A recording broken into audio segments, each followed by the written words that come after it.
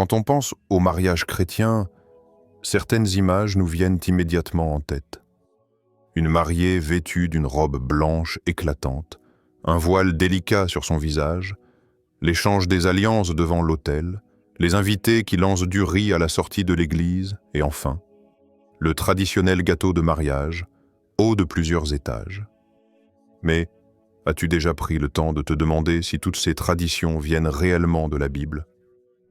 En réalité, beaucoup d'entre elles ne trouvent pas leur origine dans la foi chrétienne, mais dans l'histoire, la culture, ou même dans des coutumes païennes très anciennes.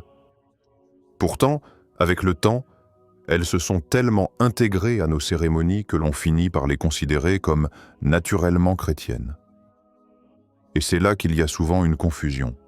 La différence entre ce que la Bible enseigne réellement sur le mariage et ce que la culture a ajouté au fil des siècles. Le mariage chrétien, selon la parole de Dieu, est avant tout une alliance sacrée entre un homme, une femme et Dieu. Mais au fil du temps, des pratiques venues d'ailleurs se sont greffées à cette célébration, au point de devenir des symboles incontournables. Dans cette vidéo, nous allons plonger ensemble dans l'histoire de 5 traditions de mariage qui paraissent chrétiennes au premier regard, mais qui, en réalité, ne le sont pas. Tu risques d'être surpris, parce que certaines de ces coutumes sont tellement ancrées dans nos esprits qu'on a du mal à imaginer un mariage sans elles. Et pourtant, elles n'ont rien de biblique. Le but ici n'est pas de dire qu'il est interdit ou mauvais de les pratiquer. Après tout, beaucoup de familles les gardent pour des raisons culturelles ou esthétiques. Mais il est important de comprendre leurs véritables origines, pour ne pas confondre la parole de Dieu avec des traditions humaines. Alors reste bien jusqu'à la fin, car tu découvriras non seulement l'histoire cachée de ces 5 pratiques, mais aussi ce que la Bible met réellement en avant lorsqu'il s'agit de mariage. Tu es prêt? On commence tout de suite avec la première tradition, la fameuse robe blanche de la mariée. Tradition numéro 1, la robe blanche de la mariée. Quand on pense au mariage, l'image qui vient immédiatement en tête, c'est celle d'une mariée vêtue d'une magnifique robe blanche. Dans presque toutes les cultures influencées par l'Occident, la robe blanche est devenue le symbole incontournable du mariage chrétien. Beaucoup de gens croient que ce vêtement est biblique, qu'il exprime la pureté et la sainteté exigées par Dieu. Mais si je te disais que cette tradition n'a absolument rien de chrétien à l'origine? En réalité, la coutume de porter une robe blanche à son mariage est relativement récente dans l'histoire. Elle remonte au XIXe siècle et plus précisément à l'année 1840, lorsque la reine Victoria d'Angleterre se maria avec le prince Albert. Jusque-là, les femmes se mariaient dans leurs plus beaux habits, quelle que soit la couleur. Le rouge, le bleu, l'or ou même le noir étaient des choix très répandus. Ce qui comptait, ce n'était pas la couleur, mais la richesse du tissu et l'élégance du vêtement.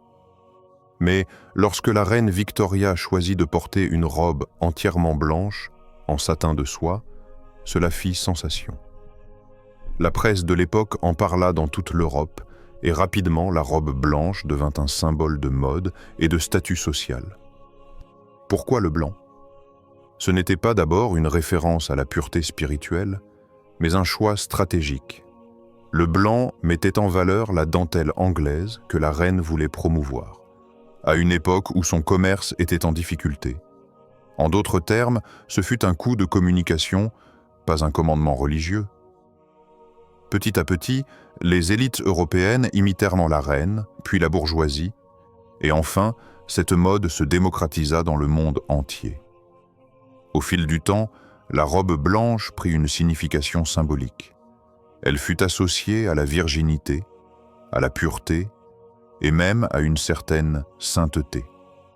Mais attention, tout cela est issu d'une construction culturelle et non de la Bible. La parole de Dieu, elle, ne prescrit aucune couleur particulière pour le mariage.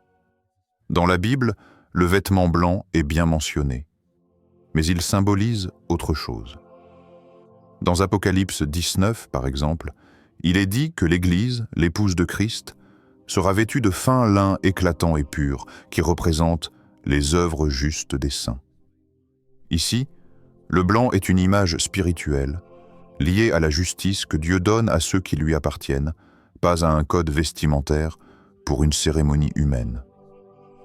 Confondre ce symbole biblique avec une robe de mariée moderne, c'est donc faire un raccourci. La pureté spirituelle n'a rien à voir avec un tissu ou une couleur. Elle est liée à la relation personnelle avec Dieu, au pardon reçu par Jésus-Christ, et à la marche dans l'obéissance à sa parole. Alors, est-ce mal de porter une robe blanche à son mariage? Bien sûr que non. Beaucoup de femmes choisissent le blanc parce qu'il est devenu synonyme de fête, d'élégance et de tradition familiale. Mais il est important de ne pas donner à ce vêtement une valeur spirituelle qu'il n'a pas. La robe blanche ne fait pas de toi une épouse plus pure aux yeux de Dieu. Ce qui compte réellement, c'est l'état du cœur. En résumé, la robe blanche est une invention relativement récente, popularisée par la reine Victoria, reprise par la mode et devenue universelle. Mais ce n'est pas une tradition chrétienne. Le véritable blanc biblique n'est pas celui d'un tissu de soie, mais celui de la sainteté que Dieu accorde à son Église. Tradition numéro 2, l'alliance à l'annulaire gauche. Deux mariés qui échangent leurs alliances devant témoins. Voilà une image universelle du mariage. Dans les cérémonies chrétiennes comme dans les mariages civils, ce geste est devenu presque incontournable. Beaucoup pensent qu'il s'agit d'un symbole biblique, comme si l'anneau représentait directement l'alliance de Dieu avec son peuple. Pourtant, l'histoire de cette coutume est beaucoup plus ancienne, et elle ne vient pas du christianisme. Pour comprendre, il faut remonter à l'Égypte antique. Les Égyptiens croyaient qu'une veine partait directement de l'annulaire gauche pour rejoindre le cœur. Ils l'appelaient vena amoris, la veine de l'amour. Bien sûr, scientifiquement, c'est faux. Toutes les veines mènent au cœur. Mais cette croyance symbolique a marqué les esprits. Ainsi, porter un anneau à l'annulaire gauche signifiait que l'amour et la fidélité du couple étaient directement reliés au cœur. L'idée était belle, mais elle venait d'une conception mystique païenne, pas de la révélation biblique. Avec le temps, les Grecs puis les Romains ont adopté cette coutume. Chez les Romains, l'échange d'anneaux devint un signe de contrat civil, une manière visible de marquer l'engagement entre deux familles. L'anneau, de par sa forme circulaire, sans début ni fin, symbolisait aussi l'éternité, une idée qui séduisit de nombreuses cultures. Ce n'est qu'au fil des siècles que l'Église, au contact de ses traditions culturelles, a fini par intégrer l'échange d'alliances dans ses cérémonies. Mais attention, la Bible, elle, ne parle nulle part d'un anneau comme condition ou symbole religieux du mariage. Dans l'Écriture, le mariage est décrit comme une alliance entre un homme, une femme et Dieu, mais cette alliance est spirituelle et verbale. Elle repose sur l'engagement des cœurs et des paroles prononcées, pas sur un objet matériel. Alors pourquoi tant de chrétiens considèrent-ils aujourd'hui l'alliance comme chrétienne? Principalement parce que l'Église a donné un sens spirituel à ce symbole emprunté. Beaucoup y voient le cercle parfait de l'amour divin, ou la permanence du lien conjugal. Ce sens est beau et inspirant. Mais il n'a pas été établi par Dieu dans la Bible. C'est une relecture chrétienne d'un rite païen. Cela veut-il dire qu'un chrétien ne devrait pas porter d'alliance? Pas forcément. Porter une alliance peut avoir une valeur pratique. Montrer publiquement qu'on est marié, rappeler son engagement, éviter certaines tentations. Cela peut aussi avoir une valeur sentimentale, un souvenir précieux de la cérémonie. Mais il est important de ne pas sacraliser ce bijou. Ce n'est pas l'anneau qui rend un mariage chrétien, mais la fidélité, l'amour et l'obéissance à Dieu dans la vie du couple. En résumé, L'alliance à l'annulaire gauche n'est pas un commandement biblique, mais une tradition héritée de l'Égypte antique, transmise par les Grecs et les Romains, puis adoptée par la culture occidentale. Aujourd'hui, beaucoup de chrétiens y voient un symbole de l'amour éternel. Mais il faut se souvenir que l'engagement véritable ne se trouve pas dans un anneau de métal, mais dans l'alliance spirituelle devant Dieu. Tradition numéro 3. Le voile de la mariée, une autre image très répandue du mariage chrétien, c'est celle de la mariée qui avance lentement vers l'autel, le visage caché par un voile blanc. Ce geste est tellement associé au sacré qu'on pourrait croire qu'il vient directement de la Bible. Mais en réalité, le voile de la mariée, tel qu'on le connaît aujourd'hui, n'a rien de chrétien. Pour comprendre son origine, il faut remonter à l'Antiquité, en particulier aux cultures grecques et romaines. Dans ces sociétés, on croyait que la mariée, au moment de son union, était particulièrement vulnérable aux mauvais esprits et aux forces occultes. On pensait que les démons rôdaient autour des cérémonies de mariage pour perturber l'union ou porter malheur au couple. Le voile servait donc d'abord de protection. En couvrant le visage de la mariée, on pensait la rendre invisible ou inaccessible aux esprits maléfiques. Parfois, on utilisait même des voiles colorés, comme le rouge ou le jaune safran, censés effrayer les mauvais esprits par leur éclat. Chez les Romains, le voile avait aussi une fonction symbolique. Il représentait la modestie et la soumission de la femme à son futur mari. Lors de la cérémonie, on soulevait le voile pour marquer le transfert de l'autorité du père vers l'époux. Là encore, il s'agit d'une construction culturelle, sans lien direct avec les enseignements bibliques. Avec le temps, ces pratiques se sont répandues en Europe et ont été intégrées dans les cérémonies chrétiennes, mais leur origine reste païenne. Le voile n'a pas été institué par Dieu, ni mentionné comme une exigence pour le mariage dans les Écritures. Alors, que dit la Bible sur le voile? Dans le Nouveau Testament, en particulier dans la première lettre de Paul aux Corinthiens, chapitre 11, Paul parle effectivement du voile. Mais attention, le contexte est totalement différent. Ici, il ne s'agit pas d'un mariage, mais d'un signe culturel utilisé lors du culte à l'époque. À Corinthe, le voile était un symbole de répès, de décence et d'ordre dans la prière.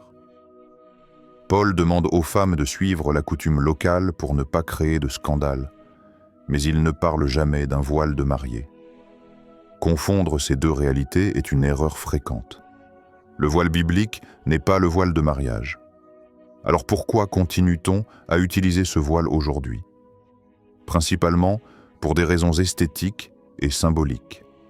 Le voile est devenu un accessoire romantique qui ajoute une dimension solennelle et mystérieuse à l'entrée de la mariée.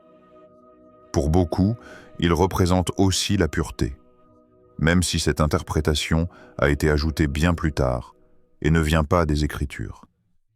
Est-ce un problème pour un chrétien? Non, tant que l'on garde les choses à leur juste place. Porter un voile le jour de son mariage n'est pas un péché. Mais il ne faut pas croire que ce geste a une valeur spirituelle. Ce n'est pas le voile qui protège un mariage, mais Dieu lui-même. En résumé, le voile de la mariée vient des croyances grecques et romaines, où il servait à éloigner les esprits et à symboliser la soumission. La Bible parle du voile dans un autre contexte, mais jamais comme une coutume de mariage. Aujourd'hui, le voile est surtout un choix esthétique, et non un commandement biblique. Tradition numéro 4. Le lancer de riz, confetti. Imagine la scène. Les mariés sortent de l'église ou de la mairie, tout sourire, main dans la main, et les invités les accueillent en lançant une pluie de riz, de pétales de fleurs ou parfois de confettis colorés. C'est l'un des moments les plus festifs d'un mariage, et beaucoup y voient une belle tradition chrétienne, pleine de joie et de bénédiction. Mais là encore, si on remonte dans l'histoire, on découvre que cette pratique n'a rien de biblique. L'origine du lancer de riz, ou plus généralement du lancer de graines, vient de rites païens très anciens. Dans la plupart des civilisations antiques, on croyait que le mariage devait être accompagné de rituels favorisant la fertilité et l'abondance. Les graines, symboles de vie et de fécondité, étaient donc lancées sur les jeunes mariés pour leur transmettre prospérité, fertilité et chance. Chez les Romains, par exemple, on lançait du blé ou du froment, considérés comme des symboles de richesse et de descendance nombreuse. Chez d'autres peuples, on utilisait des noix, des graines de grenade ou d'autres aliments liés à la fécondité. Avec le temps, cette coutume a traversé les siècles et s'est adaptée. En Europe, le riz est devenu la graine la plus utilisée, car il symbolisait à la fois la fertilité et l'abondance de nourriture. Mais attention, cette pratique n'a jamais été instituée par la Bible, ni comme bénédiction, ni comme rite religieux.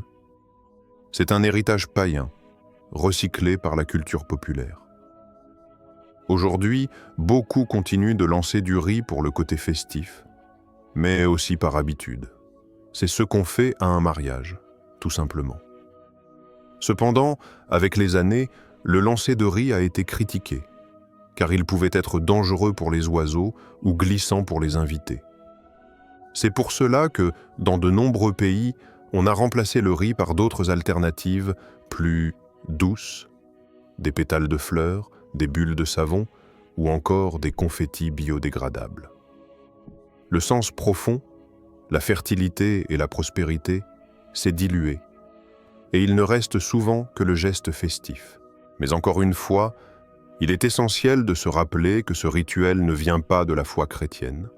Dans les Écritures, la bénédiction du mariage n'est pas transmise par des graines ou des objets matériels, mais par la prière, l'obéissance et la faveur de Dieu. C'est lui qui donne la vraie prospérité, et c'est lui qui bénit la descendance, pas une pluie de riz ou de confettis. Alors, faut-il bannir cette coutume? Pas forcément. Beaucoup de couples la conservent simplement pour le côté joyeux et symbolique. C'est un moment festif qui marque la sortie des mariés et qui permet aux invités de participer activement à la célébration. Mais il faut être clair, ce n'est pas une pratique chrétienne et elle n'a aucune valeur spirituelle. En résumé, le lancer de riz ou de confettis trouve ses racines dans les rituels païens de fertilité et de prospérité. Avec le temps, il est devenu une tradition populaire et s'est transformé en geste festif. Mais du point de vue biblique, ce n'est pas cela qui bénit un mariage. La vraie bénédiction vient uniquement de Dieu, et elle ne s'exprime pas par des graines, mais par sa présence et son alliance avec le couple. Tradition numéro 5. Le gâteau de mariage. Dernière image incontournable d'un mariage moderne. Le fameux gâteau de mariage. Qu'il soit à un étage ou à 5, recouvert de glaçage blanc, décoré de fleurs ou de figurines des mariés, il est devenu un symbole de fête et de partage. Beaucoup associent ce moment à la solennité de la célébration chrétienne, comme si ce gâteau avait une valeur spirituelle particulière. Mais encore une fois, cette tradition ne vient pas de la Bible. Son origine remonte à la Rome antique. À l'époque, il n'était pas question de gâteaux sucrés et décorés comme aujourd'hui. Les Romains avaient une coutume étrange. Après la cérémonie, le marié brisait un petit pain ou un gâteau de céréales sur la tête de la mariée. Ce geste symbolisait à la fois la fertilité et l'abondance. Les miettes qui tombaient étaient ensuite ramassées par les invités, qui croyaient ainsi recevoir une part de bénédiction et de prospérité. Ce rituel était donc païen, lié à la fécondité et à la chance, et n'avait aucun lien avec le message biblique du mariage. Au fil des siècles, cette coutume s'est transformée. Au Moyen Âge, en Europe, on empilait de petits gâteaux ou des pâtisseries en pyramide devant les mariés. Le couple devait s'embrasser au-dessus de cette pile. Si les gâteaux ne tombaient en pas, C'était considéré comme un signe de bonheur et de prospérité. Puis, avec l'évolution de la pâtisserie et l'influence des banquets royaux, ce rituel a peu à peu donné naissance au gâteau de mariage tel que nous le connaissons aujourd'hui. Un dessert grandiose, souvent blanc, symbole de fête et de richesse. Dans la culture chrétienne moderne, ce gâteau a été intégré au mariage, mais il ne vient pas de la Bible. En réalité, le mariage chrétien ne met pas en avant un repas particulier, encore moins un dessert spécifique. Dans les Écritures, ce qui est célébré, c'est l'alliance devant Dieu, pas une tradition culinaire. Alors pourquoi ce gâteau est-il devenu si central? Principalement pour des raisons sociales et festives. Le gâteau de mariage marque le partage. C'est un moment où les mariés offrent à leurs invités une partie de la célébration. La découpe du gâteau symbolise souvent l'unité du couple, qui partage sa vie et ses biens. Certains y voient aussi une image de générosité et de communion, mais encore une fois, ce sont des interprétations culturelles ajoutées avec le temps, pas des instructions divines. Est-ce mal de faire un gâteau de mariage? Bien sûr que non. C'est une belle façon de célébrer et de créer un souvenir festif. Mais il faut garder à l'esprit que ce geste n'a aucune valeur spirituelle en soi. Que le gâteau soit énorme ou simple, décoré ou non, cela ne change rien à la bénédiction de Dieu sur le mariage. En résumé, le gâteau de mariage a ses racines dans un rituel romain où l'on brisait du pain sur la tête de la mariée pour attirer fertilité et prospérité. Transformé au fil du temps, il est devenu un dessert de fête sans rapport avec la foi chrétienne. Aujourd'hui, il reste un symbole de convivialité et de partage, mais ce n'est pas un commandement biblique. La vraie nourriture qui fortifie un mariage chrétien, ce n'est pas un gâteau, mais la présence de Dieu et l'obéissance à sa parole. Voilà, nous venons de parcourir ensemble 5 traditions de mariage qui paraissent chrétiennes, mais qui, en réalité, ne le sont pas. Récapitulons rapidement. La robe blanche de la mariée, une mode lancée par la reine Victoria au XIXe siècle, devenue symbole de pureté, mais sans fondement biblique. L'alliance à l'annulaire gauche, héritée de l'Égypte antique et de la croyance en une veine de l'amour, reprise par les Romains puis intégrée dans nos mariages modernes. Le voile de la mariée, utilisé par les Grecs et les Romains comme protection contre les mauvais esprits, et non comme symbole biblique. Le lancer de riz ou de confettis, un ancien rituel païen de fertilité et de prospérité, devenu un geste purement festif. Le gâteau de mariage, issu d'un rite romain où l'on brisait du pain sur la tête de la mariée, avant d'évoluer en dessert de fête. Ces 5 traditions montrent une chose claire. Au fil du temps, la culture a ajouté de nombreux éléments au mariage. Et nous avons fini par croire qu'ils étaient chrétiens simplement parce qu'ils sont devenus populaires dans les cérémonies religieuses. Mais en réalité, la Bible ne parle ni de robe blanche, ni d'anneau, ni de voile de mariage, ni de riz, ni de gâteau. Alors, est-ce que cela veut dire qu'il faut tout abandonner? Pas nécessairement. Porter une robe blanche, échanger des alliances, couper un gâteau ou lancer des pétales n'est pas en soi un péché. Ce sont des choix culturels, des gestes symboliques ou festifs. Le danger, c'est quand on commence à leur donner une valeur spirituelle qu'ils n'ont pas. Ce qui fait un mariage chrétien, ce ne sont pas ses coutumes, mais la foi, l'engagement sincère et la présence de Dieu au centre du couple. Dans la Bible, le mariage est défini comme une alliance sacrée entre un homme, une femme et Dieu. Il met l'accent sur la fidélité, l'amour, le respect mutuel et le reflet de l'union entre Christ et son Église. C'est cette dimension spirituelle qui distingue réellement le mariage chrétien des simples traditions humaines. Alors, la prochaine fois que tu assistes à un mariage, rappelle-toi que la vraie beauté de l'union ne réside pas dans la couleur de la robe, dans un bijou ou dans un gâteau. Elle se trouve dans l'engagement des cœurs et dans la bénédiction de Dieu.